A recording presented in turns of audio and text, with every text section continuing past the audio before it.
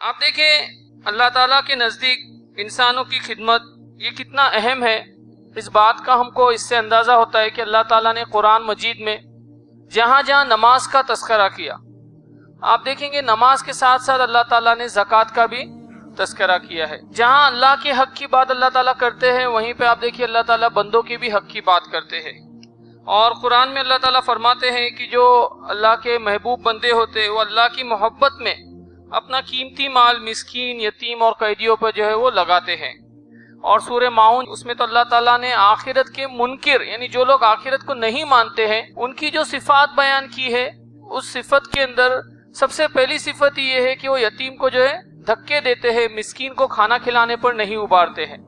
یعنی جو لوگ بندگان خدا کی خدمت نہیں کرتے یا ان سے برا سلوک کرتے ہیں، اللہ تعالیٰ ان کے بارے میں یہ کہتے ہیں کہ گویا وہ آخرت کا یقین ہی نہیں رکھتے ہیں۔